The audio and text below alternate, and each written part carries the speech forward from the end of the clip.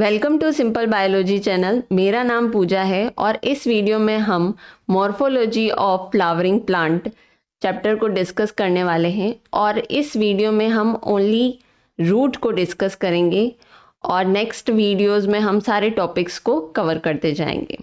हम सभी ने प्लांट तो देखा ही है। अब यहाँ पर जो प्लांट है उसमें आपने स्टेम भी देखा होगा, लीव्स भी देखी है, फ्लावर भी देखे हैं और फ्रूट्स भी देखे हैं। लेकिन इसी प्लांट में एक पार्ट है रूट। ये रूट जो है आपको जमीन के नीचे प्रेजेंट होती है रूट। अगर आपको इसे देखना है तो उसके लिए आपको इस प्लांट को बाहर निकालना पड़ेगा और इस तरीके से आपको उसकी स्ट्रक्चर्स दिखाई देगी, रूट्स दिखाई देगी। तो रूट जो है ये लैंड के ऊपर नहीं प्रेजेंट होता है। लैंड के ऊपर आपको भूमि के ऊपर क्या दिखाई देता है? स्टेम दिखाई देता है। तो प्लांट का वो पार्ट जो कि आपको जमीन के ऊपर दिखाई दे रहा है वो तो क्या है? स्टेम है। और जो अंडरग्राउंड दबा हुआ पार्ट है, सॉइल में धंसा हुआ है, उसे हम क्या कहेंगे? रूट। बट सब रूट्स, कुछ एक्सेप्शंस भी होते हैं। कुछ एक्सेप्शंस होते हैं जहाँ पर आप कुछ एरियल रूट्स भी देखते हो, तो उन्हें भी हम आगे डिस्कस करेंगे। तो जनरली जो रूट्स होती है वो क्या होती है? अंडरग्राउंड पार्ट है, जमीन के नीचे होता है, सॉइल के अंदर धंसा रहता है। और अभी हम डिस्कस करेंगे कि ये अंडरग्राउंड पार्ट होने का प्लांट को बेनिफिट क्या है ना। जब हम इनके फंक्शंस की बात करेंगे तब हम इस बात को डिस्कस करेंगे। आप मुझे बताना कि क्या फ़ायदा है इसके अंडरग्राउंड होने का। रूट्स जो है वो ग्रेविटी की डायरेक्शन में जा रही है। तो ग्रेविटी की डायरेक्शन में जा रही है तो इस तरह के मूवमेंट को क्या बोलेंगे? Positive geotropism. क्या बोलेंगे? Positive geotropism. और ट्रॉपिज्म का मतलब क्या हो जाएगा? एक तरीके से मूवमेंट को हम बोलते हैं ट्रॉपिज्म, और जियो मतलब लैंड की तरफ। और लाइट जो है, हमारा सन है वो इस तरफ है और लैंड, लेकिन जो रूट है वो नीचे की तरफ जा रही है, तो इसके अपोजिट डायरेक्शन में है। तो हम इसको क्या बोल देंगे? नेगेटिव। इससे नाराज है ये सूरज से, तो इसे हम बोलेंगे नेगेटिव फोटोट्रॉपिज्म। तो जैसा नाम है वैसी ही मूवमेंट भी है। फोटो यानी लाइट से नेगेटिव दूर की तरफ जा रही है मूवमेंट, तो नेगेटिव फोटोट्रॉपिज्म। हम आगे ये भी डिस्कस करेंगे कि कुछ रूट्स जो होती है उनमें ये जो दोनों करेक्टर है वो अपोजिट होते हैं, यानी पॉजिटिव जियोट्रॉपिज्म की जगह वो क्या होगी? Negative geotropism. और नेगेटिव फोटोट्रॉपिज्म की जगह क्या होगी? Positive phototropism. तो उसे भी हम डिस्कस करने वाले। अगर आपको पता है तो आप भी बताना। यहाँ पर मैं कुछ डायग्राम्स ड्रॉ कर रही हूँ। इस तरह के रूट सिस्टम्स जो होते हैं वो अलग अलग प्लांट्स में प्रेजेंट होते हैं। आप भी मेरे साथ में ड्रॉ करते जाना।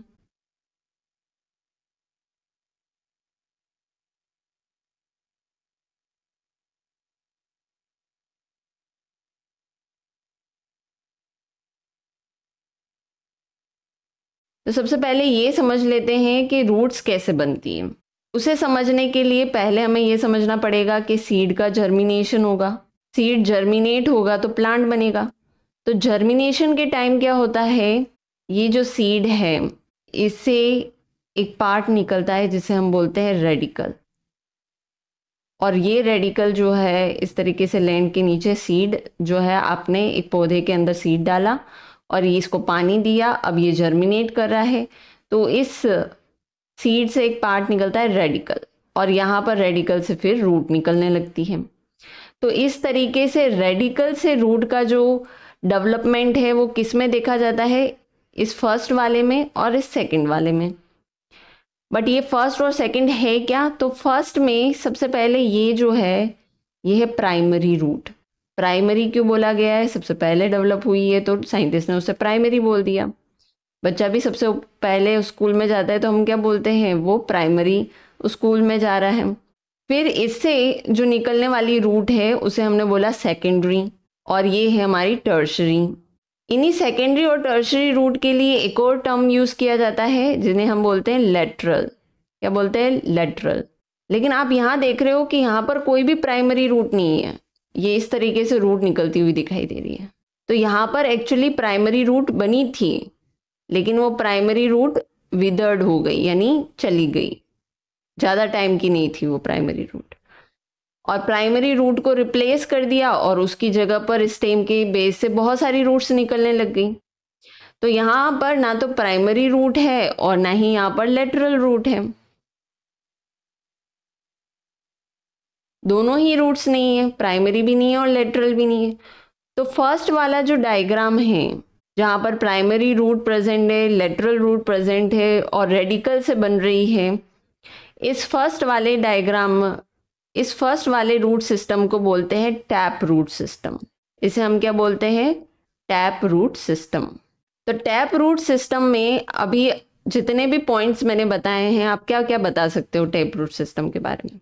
टैप रूट सिस्टम, इसमें रूट जो है वो रेडिकल से डेवलप हुई है, और ये जो टैप रूट सिस्टम है वो डाइकोटिलीडन्स में प्रेजेंट होती है। डाइकोटिलीडन्स का मतलब क्या होता है?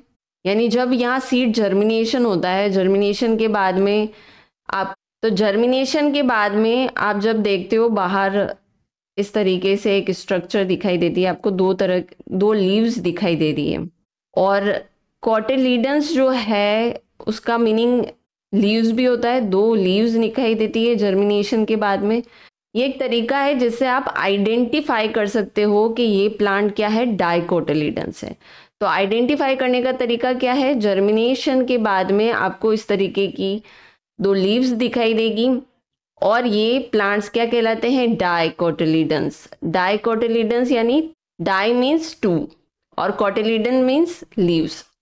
तो इस तरीके से इनको डिवाइड किया गया है प्लांट्स को, डाइकोटिलीडन्स में और मोनोकोटिलीडन्स में, जिन्हें हम डाइकोट और मोनोकोट प्लांट्स कहते हैं। तो फर्स्ट टैप रूट सिस्टम में रूट जो है वो रेडिकल से डेवलप होता है, ये प्रेजेंट होता है डाइकोटिलीडन्स में। इनमें प्राइमरी रूट होती है, और प्राइमरी रूट से बहुत सारी लेटरल रूट्स निकलती है जो कि एक ऑर्डर में होती है, सेकेंडरी, टर्शरी, और इस तरीके से उसे एक तरीके का रैंक दिया जाएगा। जैसे क्लास में आपको रैंक दिया जाता है, वैसे ही रैंकिंग सिस्टम कहाँ प्रेजेंट है? टैप रूट सिस्टम में प्रेजेंट। तो याद रखने का तरीका हो गया कि रैंकिंग सिस्टम किस में प्रेजेंट होता है? टैप रूट सिस्टम में। टैप रूट किस में प्रेजेंट होती है? तो डाइकोटिलीडन्स में। अब यहाँ पर एनसीईआरटी में डाइकोटिलीडन्स का एक एग्जाम्पल लिखा हुआ है, मस्टर्ड। तो ये आपको याद रखना है कि टैप रूट सिस्टम किस में प्रेजेंट होता है? मस्टर्ड प्लांट में प्रेजेंट होता है। तो आपको टैप रूट सिस्टम में ये 4 पॉइंट्स याद रखने हैं। फर्स्ट, रूट का डेवलपमेंट रेडिकल से होता है। सेकंड, डाइकोटिलीडन्स में प्रेजेंट होते हैं। थर्ड, यानी प्राइमरी रूट और लेटरल रूट प्रेजेंट होती है। फोर्थ हो गया मस्टर्ड, मस्टर्ड प्लांट में प्रेजेंट होता है। अब हम सेकेंड सिस्टम की बात कर लेते हैं। सेकेंड रूट सिस्टम कौन सा है? Fibrous root system. तो ये डायग्राम किसका है? फाइब्रस रूट सिस्टम का है। तो फाइब्रस रूट सिस्टम के अंदर प्राइमरी रूट थी, लेकिन बाद में प्राइमरी रूट जो है वो ख़त्म हो जाती है, इसकी लाइफ शेल इतनी ज़्यादा नहीं रहती है, और उसकी जगह पर इस तरीके की बहुत सारी रूट्स डेवलप हो जाती हैं। इसलिए ये भी बोला जाता है कि प्राइमरी रूट में कहीं एडवेंटेशियस रूट जो है उसे रिप्लेस कर देती है। प्राइमरी रूट सिस्टम में भी सबसे पहले जो रूट निकलती है वो रेडिकल से ही निकलती है, लेकिन रेडिकल से निकलने वाली जो ये प्राइमरी रूट है वो तो थोड़े दिन बाद में चली जाती है, ठीक है, और उसकी जगह पर ये सारी रूट्स आ जाती है जो कि एडवेंटेशियस यानी स्टेम के बेस से निकलती है। तो थर्ड डायग्राम में आपको ये इस तरीके का प्लांट, आपने देखा होगा कि बचपन में, मतलब मैंने तो किया है, लेकिन आपने किया है या नहीं, बहुत सारे लोग इन्हें पकड़कर झूला झूलते हैं, स्विंग करते हैं। तो ये इस तरह की रूट जो है आप देखते हो बरगद में, बरगद या फिर हम बोलेंगे बैनियन ट्रीज में। तो ये जो रूट्स है ये रेडिकल से नहीं डेवलप होती है, ठीक है, ये रेडिकल से डेवलप नहीं होती है, ये अदर पार्ट्स जैसे कि स्टेम से निकल सकती है, लीव से निकल सकती है, तो अदर पार्ट से निकलती है। तो इस प्लांट में प्रेजेंट जो रूट है उन्हें हम क्या बोलते हैं? Adventitious root. क्या बोलते हैं? Adventitious root. तो फाइब्रस रूट में आपको बस ये याद रखना है कि फाइब्रस रूट जो है, सेकेंड रूट सिस्टम हमारा कौन सा है? Fibrous root system. तो फाइब्रस रूट सिस्टम में भी फर्स्ट जो प्राइमरी रूट निकली थी वो तो किससे निकली थी? रेडिकल से, लेकिन वो प्राइमरी रूट बहुत कम टाइम के लिए थी, उसको रिप्लेस कर दिया गया और स्टेम बेस से बहुत सारी रूट निकलने लगी। और स्टेम बेस से निकली, इसलिए फिर उन रूट्स को हम एडवेंटेशियस रूट भी बोलने लगे। बट ये लाइन जो है वो एनसीईआरटी में नहीं लिखी हुई है। एनसीईआरटी में लिखा हुआ है कि फाइब्रस रूट यानी आपको एक बंच यानी गुच्छा जैसा दिखाई देता है, बंच ऑफ रूट्स स्टेम से निकलती हुई दिखाई देती है।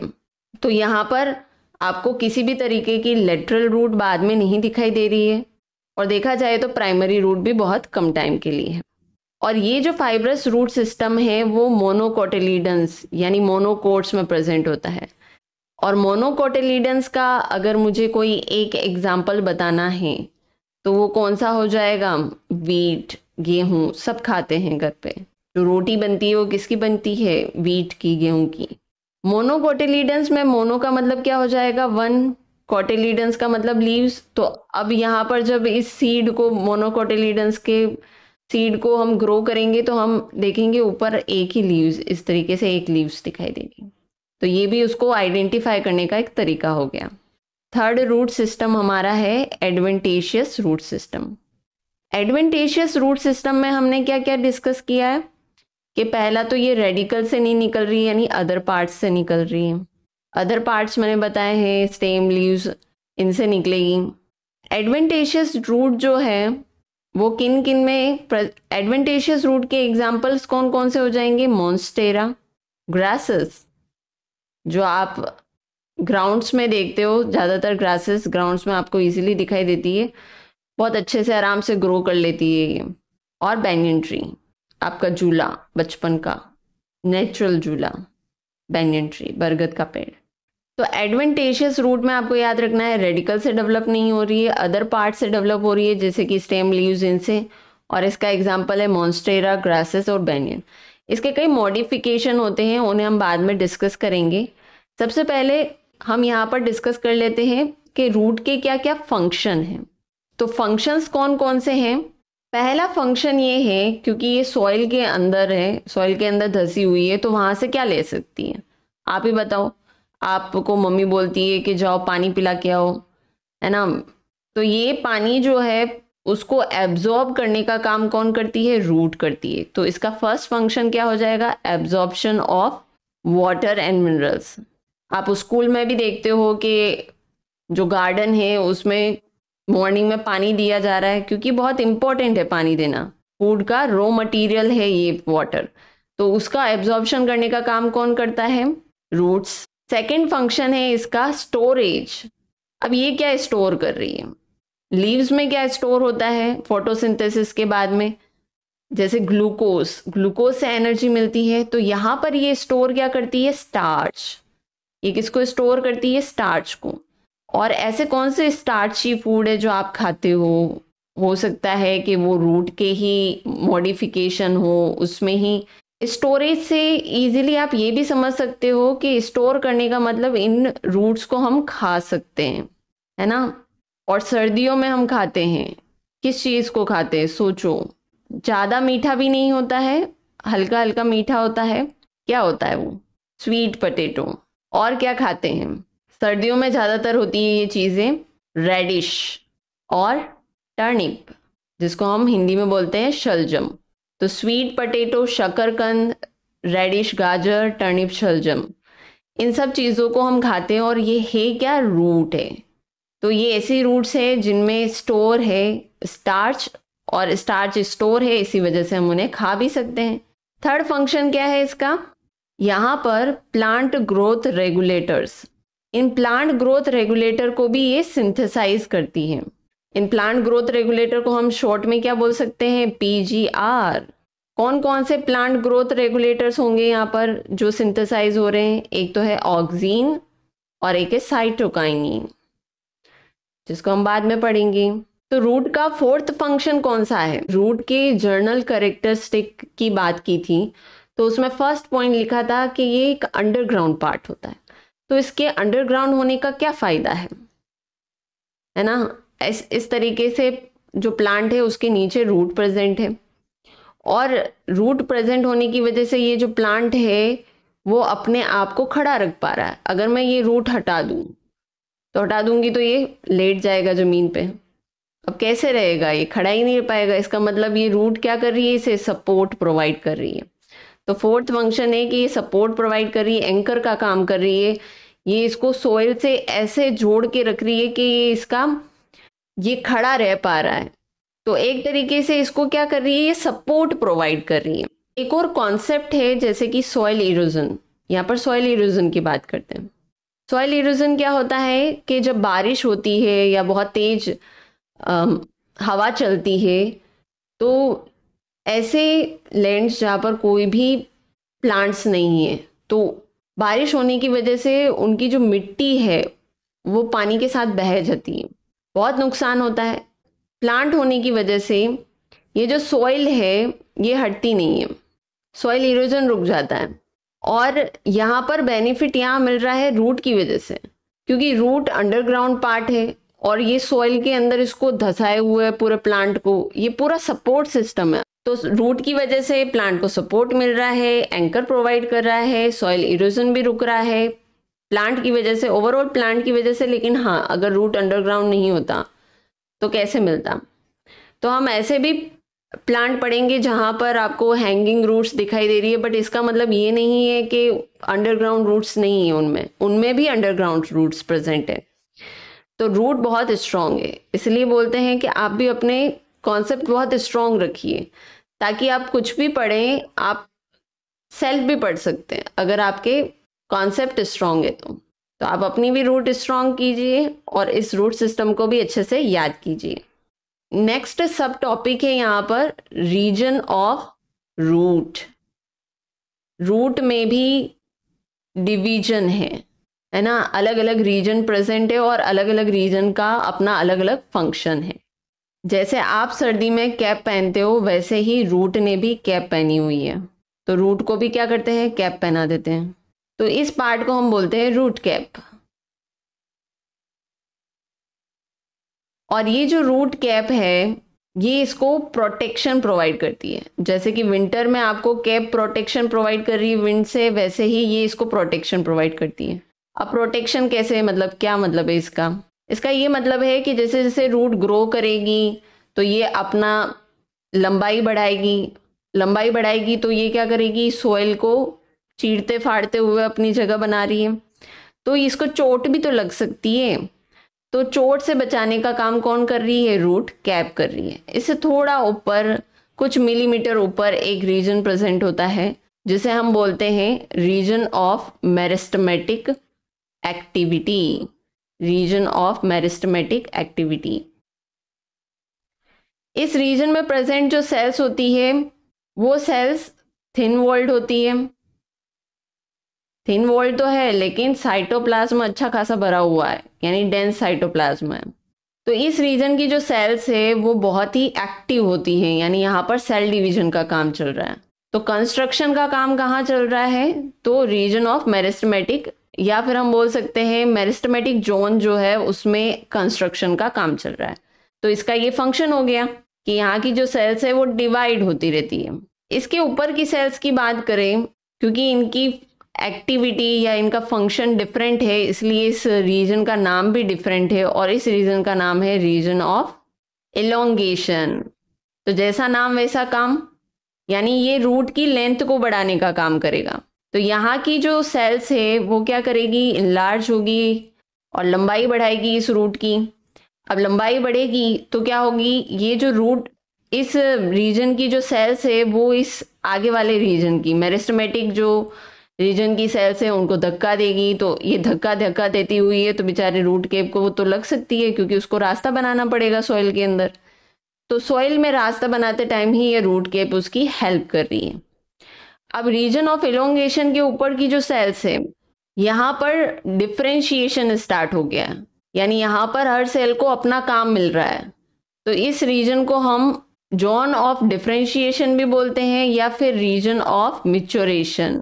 जैसे तुम बड़े होते हो तो तुम्हें पता चल जाता है कि अब मुझे ये सब्जेक्ट लेना है और मैं ये बनना चाहता हूँ, तो तुम्हें भी अपना स्पेशलाइजेशन मिल गया है। तो वैसा ही है रीजन ऑफ मैच्योरेशन का। तो यहाँ पर डिफरेंशिएशन और मैच्योर हो गई है सेल्स, और डिफरेंशिएशन का मतलब क्या है, स्पेशलाइज्ड वर्ग मिल गया है सेल्स को, और मैच्योर हो गई है। और जैसे तुम्हारे स्कैल्प्स में बाल होते हैं, वैसे ही इस रीजन में भी कुछ हेयर लाइक स्ट्रक्चर्स प्रेजेंट होती है और जिन्हें हम रूट हेयर कहते हैं। तो आप भी हेयर वॉश करते होंगे और हेयर वॉश करते टाइम आपने नोटिस किया होगा कि सबसे पहले आप अपने बालों को गीला करते हो। तो गीला करते हो तो ये जो पानी है वो आपके हेयर जो है वो एब्जॉर्ब कर लेते हैं।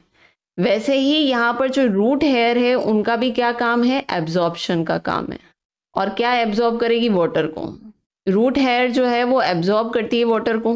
तो ये कहाँ पर प्रेजेंट होती है, तो रीजन ऑफ मैच्योरेशन में प्रेजेंट होती है। तो ये हमारा है रीजन ऑफ मैच्योरेशन, जो कि स्टेम के बेस के सबसे नज़दीक है।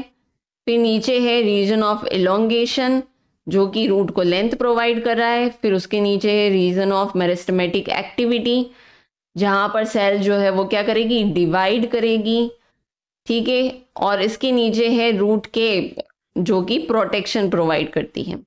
तो आपको ये याद रखना है, बहुत ही ईजी है। अगर आपके बोर्ड एग्जाम में आता है तो आप ये डायग्राम भी बना सकते हो। ऐसा ही, मतलब ऐसा तो नहीं, थोड़ा अच्छा डायग्राम बना हुआ है एनसीईआरटी में, पर ये भी काम चला सकते हो तुम। हमने अभी तक स्टोरेज की बात कर ली है ना। स्टोरेज में हमने क्या क्या बात की है, कौन कौन से जो रूट है वो अपने अंदर मतलब फूल जाते हैं और अपने अंदर फूड को स्टोर करते हैं। तो हमने यहाँ पर बात की थी स्वीट पोटैटो की, टर्निप की, और किसकी बात की थी, रेडिश। तो यहाँ पर मैं इनके डायग्राम्स बना रही हूँ और आपको बताना है कि इनमें टैप रूट सिस्टम है या फिर एडवेंटिशियस रूट सिस्टम है। तो मैं कैरेट का डायग्राम बना रही हूँ। ये इस तरीके से कैरेट दिख रही है मेरी। तो यहाँ पर जो कैरेट है उनमें होता है, बताओ, तुम बताओगे। तो ये है कैरेट, ये क्या है हमारी कैरेट। रेडिश का भी ऐसे समझ लेना, अभी कैरेट का ही बनाया मैंने। और ये टर्निप यानी शलजम, इन दोनों में प्रेजेंट होती है टैप रूट। यानी इनमें क्या प्रेजेंट होगी, प्राइमरी रूट, इसलिए हम इसको क्या बोल रहे हैं, टैप रूट। यहाँ पर मैं स्वीट पोटैटो का डायग्राम शो कर लूँगी मैं, और उसमें होती है एडवेंटिशियस रूट। क्या, कौन सी रूट होती है, एडवेंटिशियस रूट। स्वीट पोटैटो में प्रेजेंट जो ये एडवेंटिशियस रूट है वो क्या करती है, फूल जाती है और इसमें फूड स्टोर यानी स्टोरेज करती है। और स्टोर करने की वजह से ही आप इसको क्या कर सकते हो, खा सकते हो। तो एडवेंटिशियस रूट प्रेजेंट है स्वीट पोटैटो में और टैप रूट प्रेजेंट है कैरेट और टर्निप में। तो ये भी आपको याद रखना है, एनसीईआरटी में लिखा हुआ है। फर्स्ट है प्रॉप रूट। ये प्रॉप रूट अभी हमने डिस्कस की हुई है। ये किस में प्रेजेंट होती है, बैंयन ट्रीज में। डायग्राम भी मैंने बनाया था, तो आप बता सकते हो क्या क्या फीचर्स प्रेजेंट होंगे इसमें। तो प्रॉप रूट में क्या होगा कि ये रेडिकल से तो डेवलप नहीं होगी, तो अदर पार्ट से डेवलप होगी, जैसे कि स्टेम वगैरह, इनसे डेवलप होगी ये। और इसे हम हैंगिंग रूट भी बोल सकते हैं क्योंकि हैंग करती है। और इसको याद करने का एक सबसे अच्छा तरीका है, ये नेचुरल झूला है बच्चों के लिए, बहुत आकर्षित करती हूँ उन्हें। इस तरीके से डायग्राम बनाया था मैंने, यहाँ से इस तरीके से निकल रही है प्रॉप रूट्स, ठीक है। और इन जो बरगद है इसके अंदर नीचे भी रूट्स प्रेजेंट है, अंडरग्राउंड्स भी रूट होती है। और ये कौन सी रूट होती है, फाइब्रस रूट होती है। सेकंड कौन सी रूट है, स्लिट रूट। बहुत ही इजी एग्जाम्पल है इसका।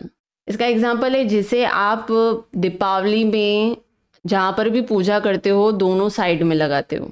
सोचो, मैं डायग्राम बनाती हूँ तब तक तुम सोचो क्या हो सकता है। तो इस तरीके से इसका ये स्टेम है, ठीक है। ये अभी तक डिस्कस नहीं किया है, स्टेम को हमने नेक्स्ट चैप्टर में डिस्कस करेंगे। और यहाँ से रूट निकल रही है, ये कैसा दिखाई दे रहा है, शुगर केन। कैसा, शुगर केन। तो गन्ना जो है उसको भी हम मतलब लक्ष्मी माता की जब पूजा करते हैं तब दोनों साइड में हम शुगर केन लगाते हैं। तो शुगर केन में प्रेजेंट होती है स्लिट रूट, और ये भी बहुत अच्छा मैकेनिकल सपोर्ट प्रोवाइड करती है, जैसे कि प्रॉप रूट भी प्रोवाइड कर रही है, ये भी प्रोवाइड करती है। तो ये प्रेजेंट होती है शुगर केन में और मेज में। तो आपको ये डायग्राम बहुत अच्छे से याद रखना है। और इस स्टेम को डिस्कस करें तो ये जो पार्ट है जहां से रूट निकल रही है, ये कौन सा पार्ट है, नोड। तो ये भी कौन सा पार्ट होगा, नोड। और दो नोड्स के बीच का जो पार्ट है वो क्या कहलाएगा, इंटरनोड। तो हम स्लिट रूट के लिए कह सकते हैं कि यहाँ पर जो रूट्स है वो कहाँ से ओरिजिनेट हो रही है, नोडल रीजन से ओरिजिनेट हो रही है। और किस में प्रेजेंट होती है, शुगर केन और मेज में प्रेजेंट होती है। थर्ड रूट कौन सी है हमारी, न्यूमेटोफोर। इसके बारे में भी मैंने हिंट दिया था। जो हमने जनरल फीचर्स बताए थे उसके अपोजिट होगी। यहाँ पर क्या होता है कि जो बहुत ही दलदली एरिया होता है और वहाँ पर जो प्लांट्स प्रेजेंट होते हैं बेचारे उनको ऑक्सीजन नहीं मिल पाती, तो एक तरह का एडेप्टेशन है। ये सब एडेप्टेशन है, प्रॉप रूट भी एडेप्टेशन है, इसलिए हम इसको मॉडिफिकेशन ऑफ रूट में पढ़ते हैं। स्लिट रूट भी एक एडेप्टेशन है, न्यूमेटोफोर भी एक एडेप्टेशन है। तो यहाँ पर एक्चुअली क्या हो रहा है, इस तरीके से ये स्टेम है और यहाँ पर मान लो ये लैंड है, तो यहाँ पर इस तरीके से बाहर निकल जाएगी ये रूट्स, इस तरीके से इनका दम घुट रहा है तो ये बाहर निकलती है, किस लिए, ऑक्सीजन के लिए, रेस्पायर करने के लिए।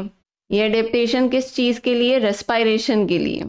तो ये जो माशी एरिया है, दलदली एरिया है या फिर स्वैमी एरिया है, यहाँ पर उन भूमि में प्रेजेंट होता है, उन लैंड्स में प्रेजेंट होता है। इसका एग्जाम्पल हो जाएगा इस प्लांट के लिए, इस प्लांट का नाम है राइजोफोर। तो यहाँ पर ये जो रूट्स है वो ऊपर निकल गई है, लैंड के बाहर आ गई है। अगर इस डायग्राम में नहीं समझ में आ रहा है तो एनसीईआरटी खोल के देखना, और मैं हो सकेगा तो मैं भी साइड में लगा दूंगी। तो यहाँ पर ये रूट्स ऊपर की तरफ आ गई है। तो नॉर्मली रूट्स क्या होती है, नॉर्मली रूट्स होती है अंडरग्राउंड, और ये तो क्या आ गई है, बाहर आ गई है, ग्राउंड के ऊपर आ गई है। तो इसलिए इनकी जो नेचर है बिल्कुल अपोजिट है। अपोजिट होने का मतलब हम इन्हें क्या कह सकते हैं, पॉजिटिव फोटोट्रोपिज्म, और नेगेटिव क्या होगा, जियोट्रोपिज्म। तो यहाँ पर उल्टा चल रहा है, सन से तो प्यार है और भूमि से नफरत है इसको नेगेटिव जियोट्रोपिज्म। ठीक है, तो ऐसे याद रख लेना न्यूमेटोफोर को।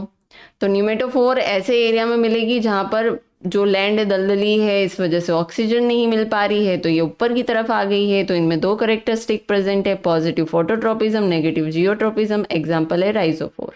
सभी चीज़ें जो है वो एनसीईआरटी में मेंशन की गई है। इस वीडियो को देखने के बाद में आपको प्रॉमिस करना है मुझे कि आप अपने खुद के शॉर्ट नोट्स बनाएंगे, शॉर्ट नोट्स बनाने ताकि आपको याद रहे। और दूसरा तरीका है कि इस चीज़ को बिल्कुल नहीं भूले, उसके लिए आप अपने आप को इसे एक्सप्लेन करें या किसी और को एक्सप्लेन करें, समझाएं, है ना। आपको अपने आप को पढ़ाना है या फिर कोई और मिल जाए तो उसे पढ़ा देना है, तो आप इस चीज़ को कभी नहीं भूलोगे। तो ये दो चीज़ें आपको करनी है ये पढ़ने के बाद। अभी तक हमने क्या क्या डिस्कस किया है, सबसे पहले हमने रूट के बारे में जनरल आइडिया लिया, फिर हमने टाइप्स बताए, फिर हमने फंक्शन बताए, फंक्शंस को डिस्कस किया, फिर हमने कुछ मॉडिफिकेशंस भी देखे थे और रीजन भी बताया। तो कमेंट बॉक्स में आपको शॉर्ट में इनके रीजन्स बताने हैं रूट के। अगर आपको ये वीडियो बहुत अच्छी लगी हो तो इस वीडियो को लाइक करें और इस चैनल को सब्सक्राइब करें ताकि आपको ऐसी और वीडियोस देखने को मिले। बाय।